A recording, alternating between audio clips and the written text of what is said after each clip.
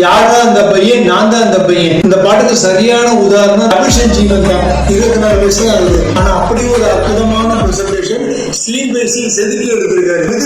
ஒரு திருடன் பிடிப்பாரு, அந்த சீன் சூப்பரா இருந்தது. உமரவர் மனைவி இறப்பு சம்பந்தப்பட்ட காட்சி, MS Bhaskar and Sasikumar combo சீன்கள், கமலேஷ் சம்பந்தப்பட்ட காட்சிகள், கிளைமாக்ஸ் காட்சி, அதுக்கடுத்து சசிகுமார் மிதுன் ஜெய்சங்கருமான தகராறு காட்சி, இந்த குறிப்பிட்ட காட்சிகள் தான் இந்த படத்தை நல்லா தூக்கி நிப்பாட்டுது.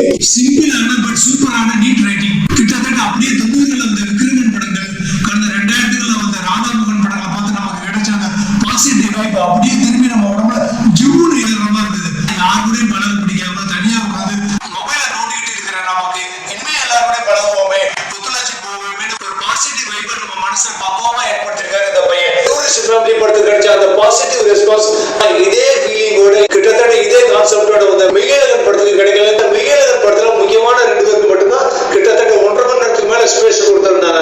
அது ஆடியன்ஸ் ரொம்ப போரிங்கா ஃபீல் பண்ணாங்க.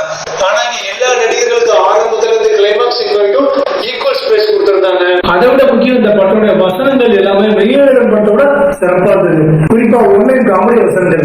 எப்படி நம்ம சாதாரணமா படிச்சு கடந்து போற பத்திரிகை தொகுப்புகளை மதுரை முத்து சொல்லும் போது விழுந்து விழுந்து சிரிக்கிறோமோ, அதே மாதிரி நமக்கு ரொம்ப ஃபெமிலியரான ஒன்லைன் டைமிங் காமெடி வசனங்கள் இந்த படத்துல சிச்சுவேஷனுக்கு ஏற்ற மாதிரி அழகா போயிட்டு அவர் அழகா ஒர்க் அவுட் ஆயிருக்கு. நிறைய சீன்கள் சீரியஸா கொண்டு வந்து காமெடியை முடிச்சிருந்தாலும் படத்துக்கு எப்படி ஸ்பைல் பண்ணாத அளவுக்கு அருமையா முடியிருந்தது. சில எமோஷனல் டயலாக்கள் அப்படி சூப்பரா கனெக்ட் ஆயிடுது. பகவதி பெருமாளுடைய பொண்ணு பேசாம இந்த குடும்பத்துல நம்மளும் மிங்கிலான சந்தோஷமா யோசிக்க ஆரம்பிக்கும்.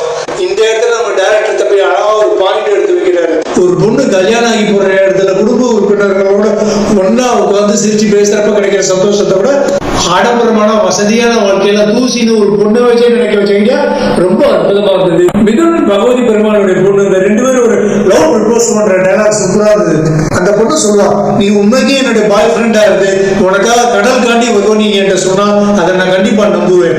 ஏன்னா நீ ஏற்கனவே எனக்காக கடல் தாண்டி தான் இங்க வந்திருக்க. எவ்வளவு ஒரு அழகான பவர்ஃபுல் லவ் ப்ரப்போசல் டயலாக் பாத்தீங்களா? இப்படி நிறைய எமோஷனல் டயலாக் சொல்லிக்கிட்டே போலாம் அந்த படத்துல. அதனால தான் இந்த படம் மெய்யழகன் படத்தோட ஈஸியா மக்கள் மனசுல கனெக்ட் ஆயிருக்கு. எல்லாருக்கும் ரொம்ப பிடிச்ச படம் ஆயிடுச்சு. அடுத்த கிளைமாக்ஸ்ல எல்லா காலனி குடும்பங்களும் சசிகுமார் ஃபேமிலிக்கு இந்த அளவுக்கு ஒத்துழைப்பு கொடுப்பாங்கன்னு யாருமே எதிர்பார்த்திருக்க மாட்டோம். இப்படி உண்மைக்கே நம்ம கூட அன்பா பழகக்கூடிய அக்கம் பக்கத்து வீட்டுக்காரங்க, குறிப்பா சென்னை வாசிகளுக்கு உண்மைக்கே நமக்கு கிடைச்சா அதை விட அற்புதமான வரம் உண்மையே கிடையாது. அப்படி உண்மைக்கே கிடைக்கணும். அப்படி கிடைச்சாதான் அந்த படத்துக்கு கிடைக்கக்கூடிய உண்மையான வெற்றிக்கு அடையாளம்.